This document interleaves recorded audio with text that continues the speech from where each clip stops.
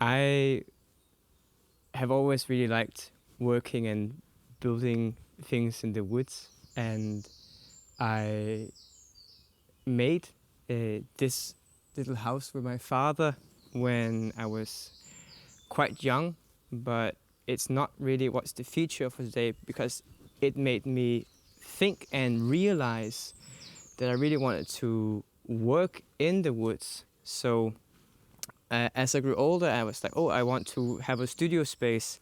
I I decided to renovate a wagon that is just close by here in the forest as well, to use as my summer holiday workspace, where I get a lot of things sorted out internally at least. So come on further into the woods.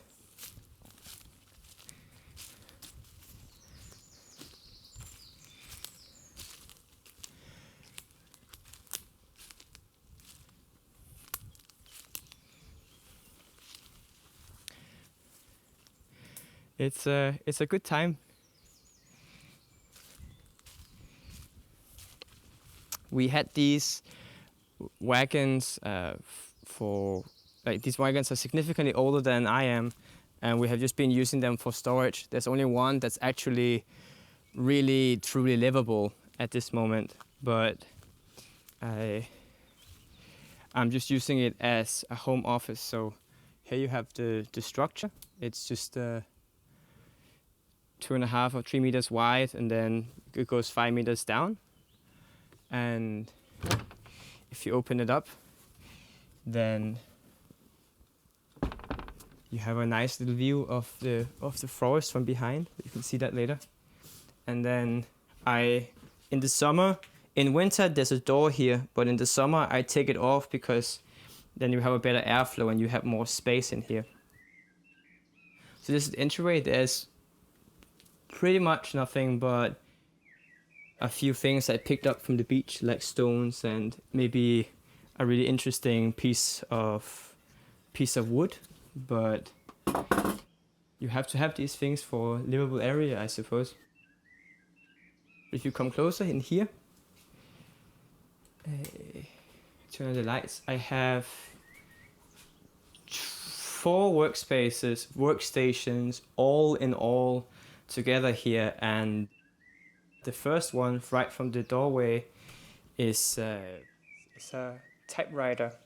I got it secondhand and loved it as a workspace for just dedicated typing. They're really great, and now because of their age, quite cheap to get. Over here is a Nomad Art Satchel. It's just a messenger bag, really mounted on a tripod, and then it has straps to hold it in place with. And I've used it in various ways, just mounting it on my bike, where it becomes a quick access sketch pad almost, just to explore space with before committing to any kind of painting. And I really liked just walking around with it and standing and drawing and looking at around the space. And then I started climbing with it, where I honestly found that since you're just sitting down in a tree, any bag will do. The best sketchbook solution is the one you have. So put one in your pocket today, like so. And over here is my computer. It works quite well. Like, there's just enough light from the monitors to not be blown out by the sunlight. The only problem is that sometimes it gets quite hot in here. And then at the very end of this hall, we have another traditional workspace, which is just watercolor and oils and basic tools. Like it's good to have a little a good twister when the paint tube gets stuck, because it saw some disuse. Wait. I make an effort to have my materials in open boxes where I can see them all at once. That makes everything nice and discoverable. This is a mole stick. It's essentially a ruler for brushes, which is really handy and cheap to make too. And you just put pressure on it like this. keep some trophies that I've acquired over the years. So on the very top, I'll just pick it down for you, is a bird nest that had a full bird coming out of it. It was nesting. There's a hole up here that a bird came through and made its nest here. And so I had this little bird chirping, like that was a couple of summers ago. And then I also keep a wasp nest. You can see this very interesting paper texture that it gets. And it is really special actually. And that was from a nest that I had to take down because it was simply too close to the house for comfort. And then there's also some wasps. They're called a horsebrake in where I'm from, but they are. I mean, they look so aggressive that it feels scary just to pick them up, even though you know that they are long dead. And they come in the winter, and then they dry out and die here. And then when I come back in the summer, I put them in the case where I can look at them later. And additionally, like if I'm actually here in the winter, and then usually what I'll do is there's like a corner here where like a lot of spiders they congregate, and what I'll do is I'll catch all the flies like this, so, and then I will just put them into the net. So by the end of the winter, midwinter, you have this massive spider that just has like had the time of its life here. I like to think of this as this great spider hotel. And then, of course, because you need some company when you are in the woods, I have my skeleton that I would like to talk at length about at some point. Here's the skeleton. I bought him originally as a reference, but now he's become an important companion. He's in the doorway at night, keeping me safe, and then at dawn he hangs out in the sun where it's nice. So if you just follow me out here.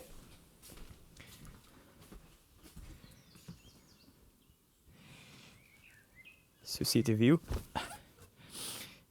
This is also nice to look out and see from when it's in any kind of weather, because the light falling in here in the morning, the morning sun comes through. The morning sun comes through here. And then in the evening, the sunlight comes right through this corner and hits this as well. And this is an elderflower tree. And if we just stand here in the plaza, this is the whole setup if you actually go out and look from outside. So, and it really is quite cozy to hang out and be here. I mean, there's a lot of things that need to be repaired. Just put a glass panel instead of fixing the actual broken window, because it will be a lot of work just to renovate that. So it's like we're waiting for like a big opportunity where we would want to renovate all wagons at the same time to really like get that going. Because as you can see, they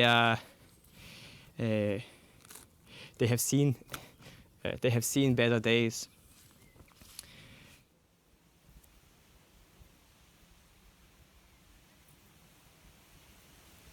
I used to sleep in the studio in all seasons, but because it simply just becomes too cold in the winter, I had to put an end to that.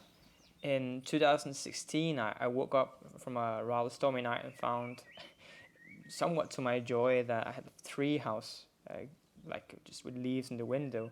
Going outside, I found this big tree. I guess a small tree, had just barely fallen off to hit the roof of my residence.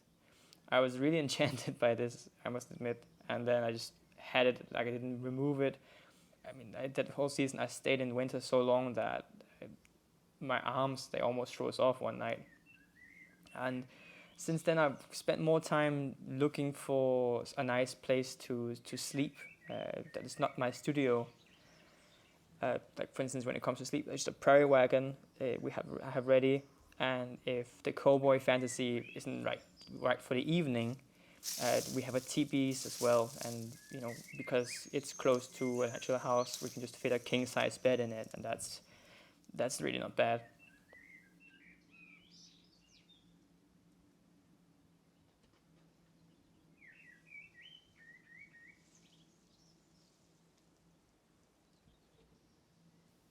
This place is really special and has inspired a lot of art from me, like a lot of really cool work. Like if you look ahead, if you look out into the horizon, because my screen was so blown out by the sunlight, I had to work at night, and then there's this town over there that has inspired a story that is called The Light Bearer, and that's something that I hope to share it in a broader way with the world one day.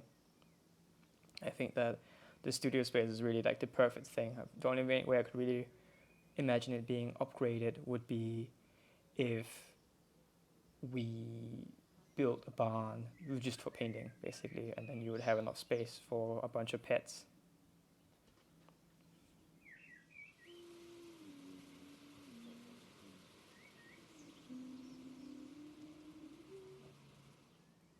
So, let's check the animals.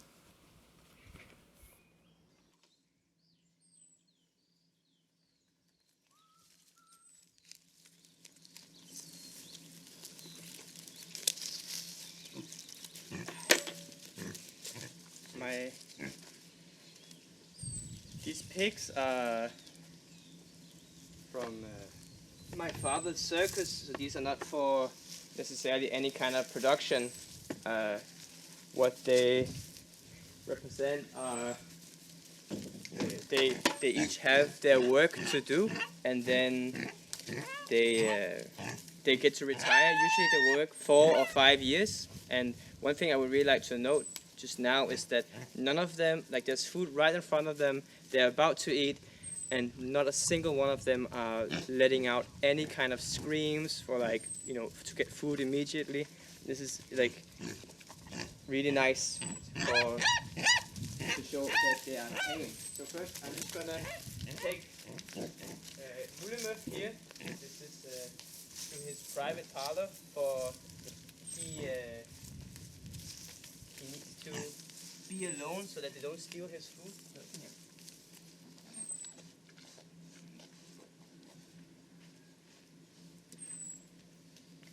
So separate him from the others, and then he has a special diet just for him that needs to be taken care of.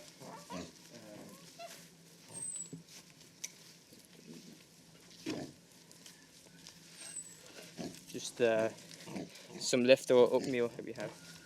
Let's see here. Mule, mule.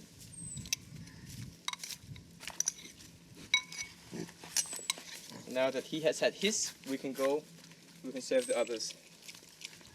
So I'll just put this here.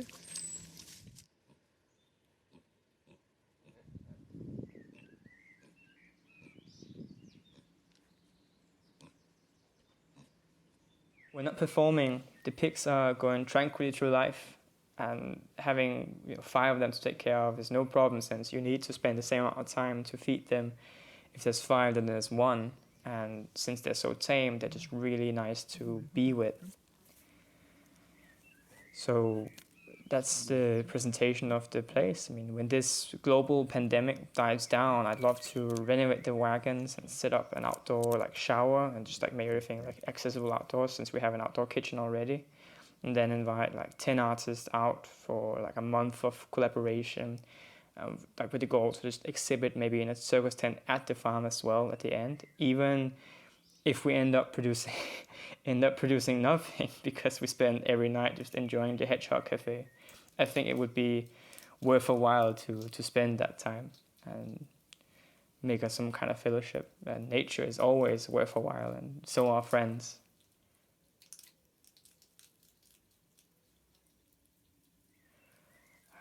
Thank you for watching. I hope you enjoyed this gift. It's so hard to describe this place unless you've seen it for yourself, and now you have seen a glimpse of it.